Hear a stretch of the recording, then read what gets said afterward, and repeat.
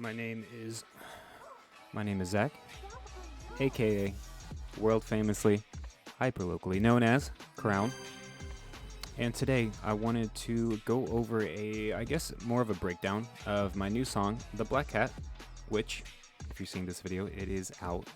It comes out on Halloween. Hopefully I get this video out by Halloween. That's my plan. But yes, this is a breakdown of my new song, The Black Cat.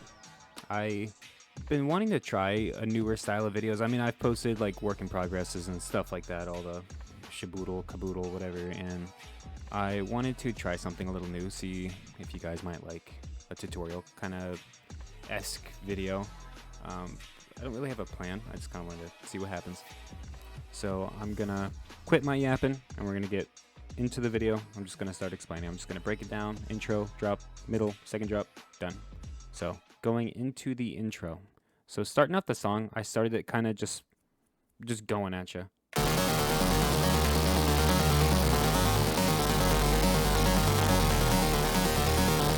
So let's break that down. So on the top part, I have this like bit crushy kind of sound, and I think it's a Virtual Riot. Yeah, it's a Virtual Riot preset. SNY Game Boy Dreams. So splice. So yeah, I use that preset, and then I think, let me see what kind of posts I did on it. Also, by the way, I am not the most organized. I'm not very organized. As you can see here, I have four things that are actually labeled. I start, like, when I start a new song, I like to make it nice and pretty for like 2 seconds, and then I'm like, I get like zoned in, and I just start clicking. I send stuff. I don't feel like typing it. Like, I'm just going. So, and I do this with everything. This is literally every single song. This is what it looks like. It's very unorganized. I apologize, but I have this routed to insert one, and then on there for the post, I just have generic low frequency cutoff, and then reverb, and then I have crush. So I don't have Camo Crusher, that costs money. So I have this VSC called Crush, which is free. I use this a lot. I love this one. This one's actually really great, but I have a little bit of extra bit crush because I think when I turn that off, it sounds more. Oh, no, it's still pretty crushy. Never mind. So I add that, just a little top crisp on there, a little bit more crisp, and then stereo enhancer just to make it a little more wide, give you ears, make them work a little harder. So that's the post on that. And then below that, I have an ambient sound just to really set an atmosphere. Oh, wrong thing.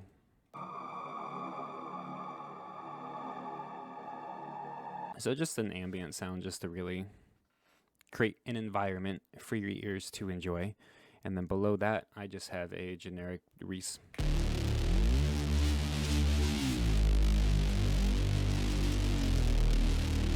Just a nice Reese bass. I don't think there's any posts on that, is there? I'm lying, there is. So yeah, it's one of the few things I actually made a color and a name for, and there's literally no post processing on it. So it's just the Reese bass, the one thing I actually do effort. So all together.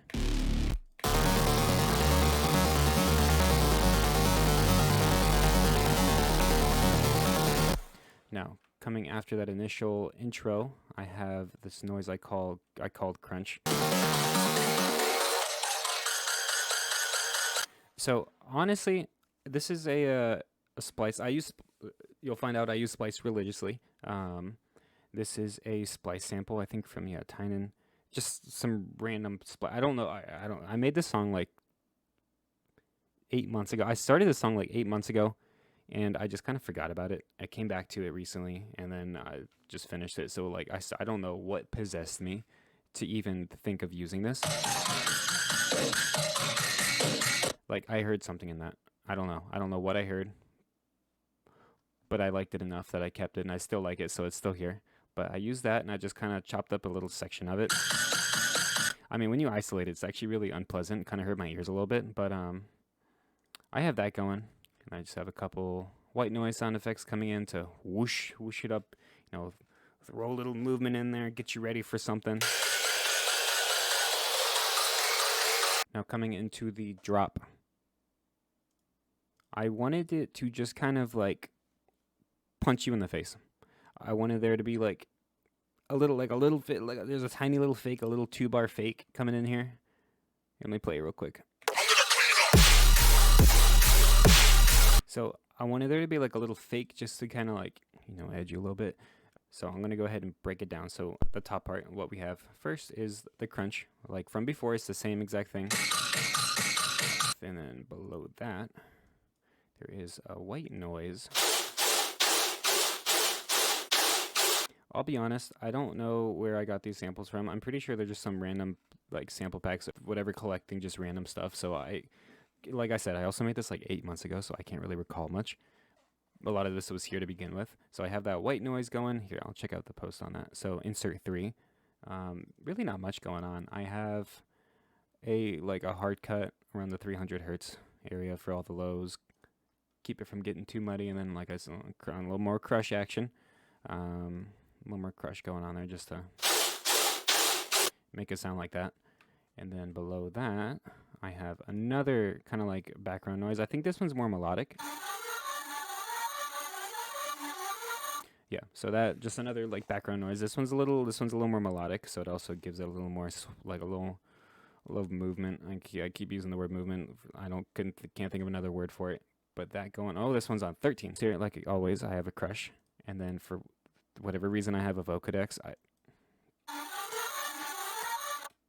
It makes a little bit of difference. So I put a vocodex on there for some reason, and then after that, another stereo enhancer. This one I have a pretty wide.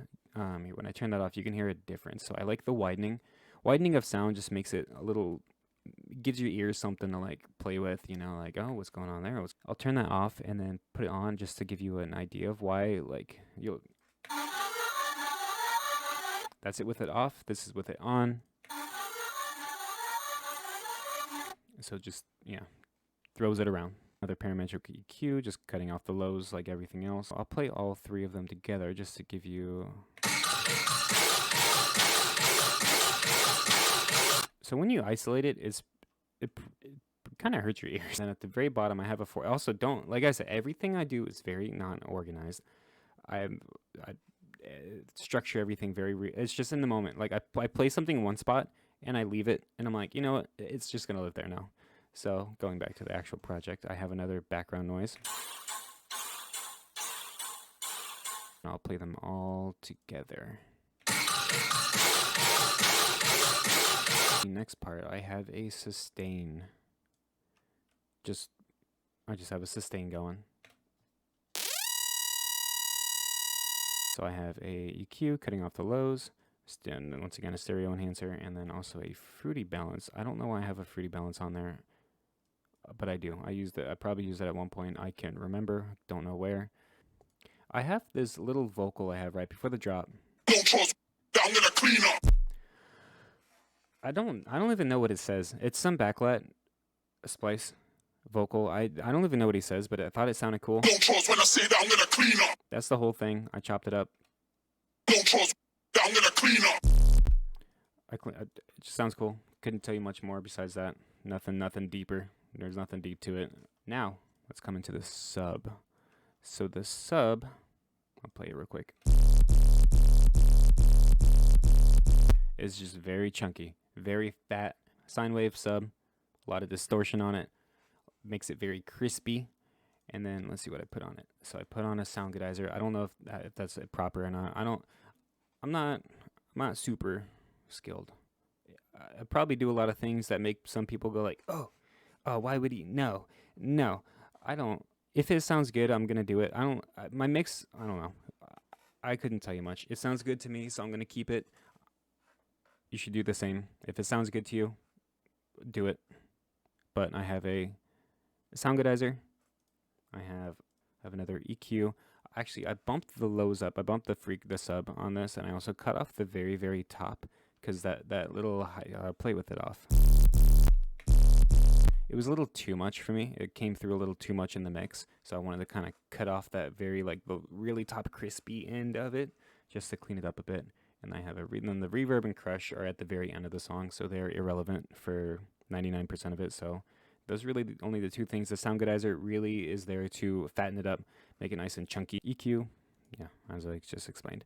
And also you'll notice here on the actual drop itself, it is not on the downbeat. It is slightly off.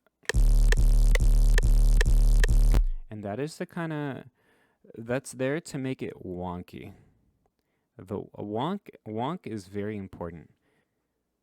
When the bass is off beat, it makes you want to get out of your seat, kind of thing, you know? It just adds. It just adds. It's boring. It's boring if it's on the beat. It's too like too. It's just it's too straight. Gives it a little more wonk. You can hear that like in rhythm all the time. Just everything's very offbeat. It just kind of. I don't know how to describe it. Gives it a nice little wonk. And then last but not least, the drums.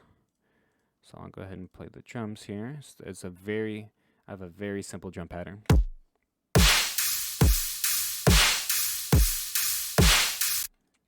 There's not much on the post-processing, so 21 I know is a drum. So insert 21. I have my kick. So I use Somatics Diablo Lite. I use the light version because it's free, but it's actually really solid. For being a free plugin, it does everything I need to. Everything I know I need to. At least I go ahead and add a little. You can add a little punch to it. Add some punch, and I do some soft clipping just to really make it come out. So that's the kick, and then same with the snare drums. I layered 3 of them. You can see, I'll zoom in here so you can actually read them. I'm almost positive they're all off splice. Same thing with the snare drums. I just have a Somatics Diablo Lite, same thing, punch, soft clipper, just to give it some oomph, and then I just have a hi-hat. Or it's more like a cymbal. I don't know. I picked a really long, elongated hi-hat, and then it was really, really simple drums.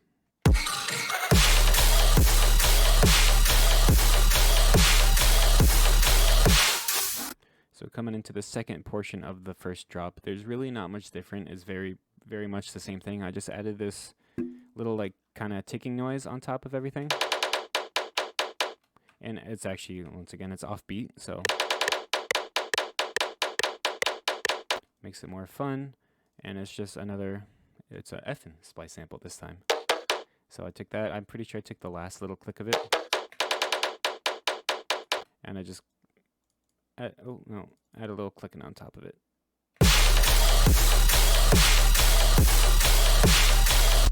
Alright, now this little midsection, this little like transition from like the first half of the first drop to the second half, this little like cool, I took that same click from before. So I took the same click from before, and I don't know if there's a way you can do this on FL or not, where you can just have it, I don't even know how to describe that, like, how it gets longer every click. I don't know, but I sat there and manually did it. So I took a couple minutes, and I every other 2 just kind of made it longer by 2 clicks, 2 nodes, whatever you want to call it. And then I added a sub drop, which actually you can't even hear because I use a giant high pass thing to give it that that swooping noise to it. So if I take those out,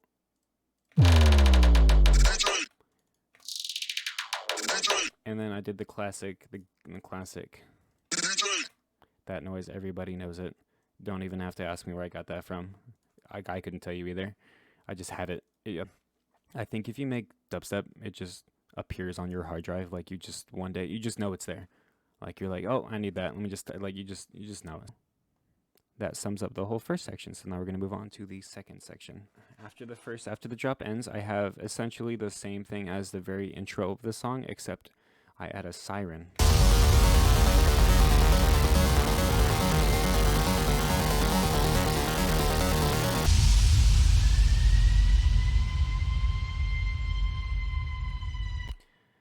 I thought a siren sounded cool. I introduce this like second counter melody along with the crunch. So coming off at the actual drop, instead of it coming in all the way, I kind of wanted a fake out kind of thing to get you pumped, get you nice and hyped. So I'll play that.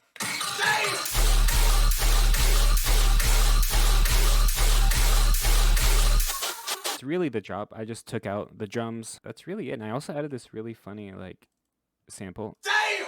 I wanted somebody to yell that, and that's the best one I found off Splice, because it sounds like he's like in a room. It's just fun. Like, it just sounds funny. I don't know. I liked it, so I just threw that in there.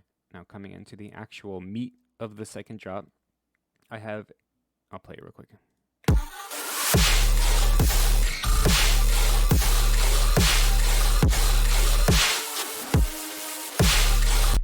So, The big thing you'll notice at first is it's a different sustain. So this one I just used a pretty generic like yoi. There's literally almost nothing else different for the most part. I have also more of a slower drum, so instead of slower cymbal I should say. And really I just add kind of more ear candy. I just do a little more fancy stuff, chop it up a little bit as you can hear here. And I like using the yoi bass in this part because when you chop it up when I chop it up here, it kind of resets the envelope. So it just kind of goes yoi. It just keeps going yoi. And it also that yoi, so it takes since it takes a second for the actual bass to sustain, it makes it a little more like a little more wonk. It adds a little wonk to the everything you can hear here. Here. And the whole second half just kind of finishes off the same way the first drop ends. It's really not much different except for a little more glitches, a little more chopping, just to create variety, because it gets boring when you do the same thing over and over unless it's rhythm. But I almost forgot, most importantly, the sidechain. I have the sidechain on top. I now organize it to where my sidechain sits with my kick drum, but I do have the sidechain on top. Take away the sidechain, it's a mess. There's no depth to it, so always sidechain your stuff. Well, I mean, do whatever you want, but I recommend always sidechain your stuff. Sidechain with the kick drum, snare drum, just to create more oomph. It actually helps with the actual frequencies. When you look at like the kick drum and the subs go on, it clashes, and it's sidechaining important. Then coming to the outro section. There's really nothing. I didn't really do anything crazy. I kind of stress out when it comes to the end of songs because I'm like, I don't want to abruptly end it because then it's just kind of boring. I want there to be like an actual outro.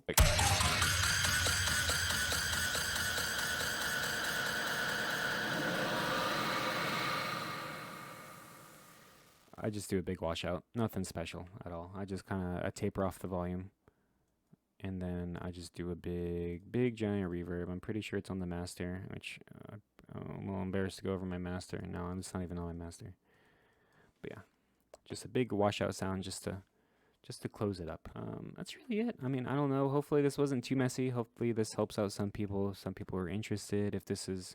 Hopefully this was something good. So whoever watches this got something out of it. It's very unorganized, as you can find out. Maybe next time if I do more of these kind of videos, I'll maybe I'll put a little bit more effort and kind of like break it down a little bit. I can go into more detail. This is the first time I'm doing this, so if it's a little messy, I do apologize. I wanted to say thank you everyone for watching the video today. Please let me know if it was good, if you guys liked it. If you didn't like it, I need feedback. If you want to do more videos like this, I can break down other songs or even do other type of tutorials. Of the feedback I've been getting on everything I post, I appreciate all of it. Down in the description, that top link is going to be the link to the SoundCloud, where I'm gonna have the free download. Go ahead and get that downloaded. Use it wherever you like. If you do use it, let me know. I want to hear it. I will be at EDC Orlando. I am an Orlando native, Orlando local. I will be at EDC this year, so if anybody happens to be there and you see me, say hi. Really nothing much else. Thank you.